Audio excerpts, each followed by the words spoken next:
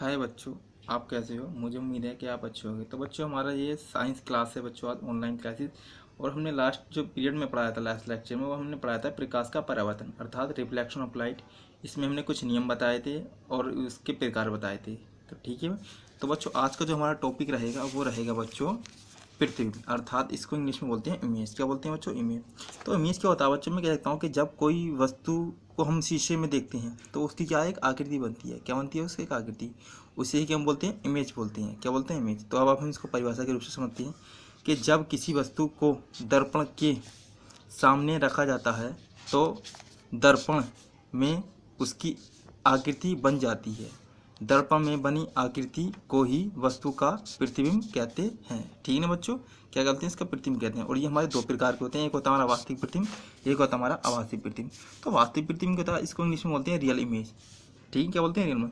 कहेंगे जब किसी बिंदु वस्तु से चलने वाली प्रकाश किरणें परावर्तन के पश्चात किसी दूसरे बिंदु पर वास्तव में मिल जाती हैं तो इस दूसरे बिंदु पर बने प्रतिबिंब को उस वस्तु का वास्तविक प्रतिबिंब कहते हैं। ठीक है ना बच्चों?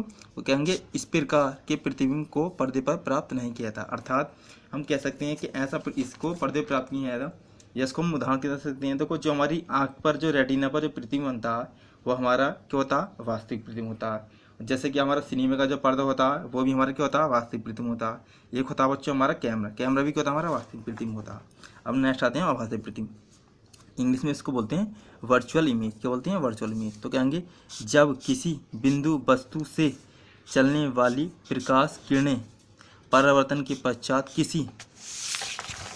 किसी दूसरे बिंदु पर वास्तव में नहीं मिलती हैं। उसमें क्या होती थी बच्चे? मिलती थी, इसमें नहीं मिलती हैं, परंतु बिंब से आती हुई प्रतीत होती हैं। तो इस बिंदु से बने प्रतिबिंब को वस्तु का आभासी प्रतिबिंब कहते हैं। और इस प्रकार के प्रतिबिंब को क्या बच्चों?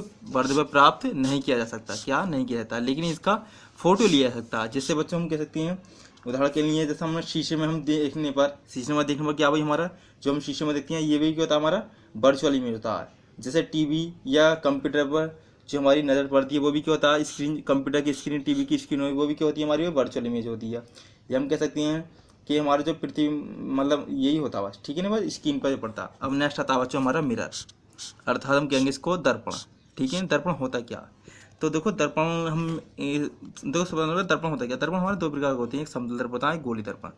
तो देखो, जैसे हम कोई भी दर्पण लें, हम कांच लें, ठीक है ना? अगर हम कांच के एक तरफ क्या कर देते हैं बच्चों? उस पर कलर कर देते हैं तो क्या होता है? वो हमारे दर्पण की भांति कार्य करने लगता है। जैसे हम परिभाषा समझते हैं कि यदि किसी चिकने या पारदर्शी बताया था मैंने, जिसमें किरणें हमारी पार निकल जाती हैं, के माध्यम तल के एक पृष्ठ पर कलाई अथवा लाल ऑक्साइड, ध्यान कर लेना, बहुत एग्जाम में आता है कि हमारे जो लेप किसका लगाया था? लाल ऑक्साइड का लेप करने पर दूसरे पृष्ठ को परावर्तक पृष्ठ बन जाता है।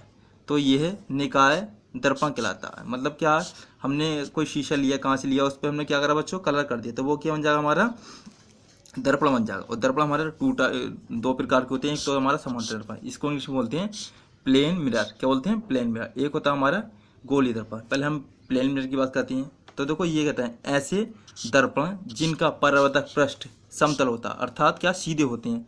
क्या कहलाते हैं वो? समतल दर्पण कहलाते हैं। समतल दर्पण द्वारा बने प्रतिबिंब के गुण निम्नलिखित हैं। नंबर 1, इसके कुछ गुण होते हैं। ठीक है नहीं बच्चों? तो नंबर 1 होता है कि समतल दर्पण। देखो, समतल दर्पण होता है क्या? समतल, इस पर नंबर 1 समझते हैं कि समतल दर्पण द्वारा बना प्रतिबिंब सदैव आभासी व सीधा होता है। जो हम शीशे में देखते हैं समतल दर्पण में, तो वो क्या होता है? उसका आभासी प्रतिबिंब बनता है। क्या बनता है बच्चों? आभासी बनता है और सीधा बनता है। ठीक है ना? ध्यान कर लें।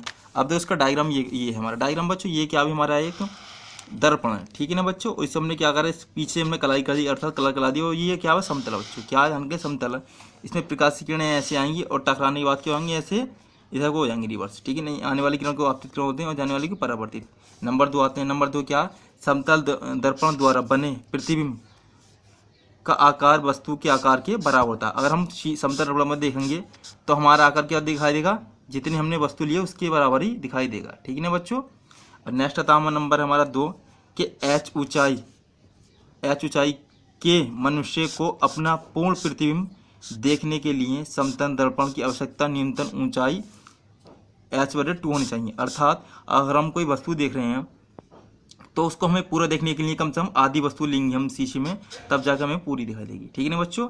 अगर हम किसी हमें सपोज करो हमें किसी की ऊंचाई देखनी है तो क्या करेंगे, हम इसको आधा लेंगे, तभी हमें वस्तु की मतलब कहते हैं वस्तु की जो ऊंचाई उससे आधा हमें आधी लेनी चाहिए, तब जाकर हमें पूरा प्रतिबिंब दिखाई देता है अंदर। नंबर 4 आती हैं, ये बच्चों गुण चल रहे हैं, इसके बहुत इंपॉर्टेंट है, एग्जाम में कभी कभी हमारे आ जाते हैं। अब नंबर 4 आता है कि वस्तु तथा प्रतिबिंब के मिलने वाली रेखाएं समतल दर्पण पर लंब होती हैं। मतलब जो हमारी रेखाएं जो होती हैं, ये वाली रेखाएं, ठीक है नहीं, तो ये क्या होती है, हमारी लंब होती हैं समतल दर्पण पर। ये आगा तो ये रेखाएं हमारी, ठीक है नहीं, और ये क्या ये समतल दर्पण पर ये क्या होगी, हमारे लंब होती हैं। ठीक है नहीं।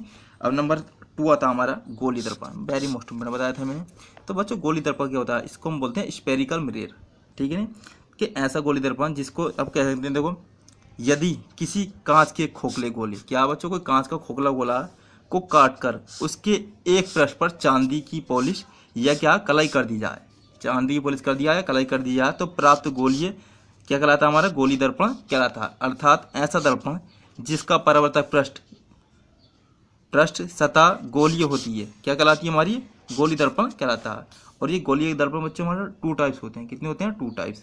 पहला होता है हमारा अवतल दर्पण, दूसरा होता है हमारा उत्तल दर्पण। तो देखो अवतल दर्पण की परिभाषा हम कह सकते हैं कि ऐसा दर्पण जिसकी क्या होती है बच्चों, साइड से क्या कर दी जाती है, हमारी कलाई लगा दी जाती है, तो वो क्या कहलाता है, हमारा अवतल दर्पण कहलाता है। ठीक है ना बच्चों। कह सकते हैं कि ऐसा दर्पण जो बीच में क्या होता है हमारा बच्चों, थोड़ा उभरा हुआ था और साइड से क्या दबा होता है, वो क्या है, अवतल दर्पण कहलाता है। इसको बोलते हैं कॉन्वेक्स मिरर। क्या बोलते हैं, कॉन्वेक्स मिरर। एक होता है हमारा कॉन्वेक्स मिरर। कॉन्वेक्स मिरर क्या होता है, ये हमारा इसकी आकृति ये होती है बच्चों। ठीक है नहीं, ठीक है नहीं। देखो जैसे देखते हैं इसकी हमने क्या पीछे अगर कलाई कर देते हैं और आगे से हम इसका उभरापात कर देते हैं, तो ये कहलाता है हमारा कॉन्वेक्स मिरर कहलाता है। ठीक है नहीं। तो थैंक यू बच्चों, मुझे उम्मीद है कि आपको इसमें कुछ समझ आएगा। लास्ट वाला जो नेक्स्ट टॉपिक जो हम करेंगे प्रकाश का अपवर्तक करेंगे। थैंक यू बच्चों, थैंक यू वेरी मच।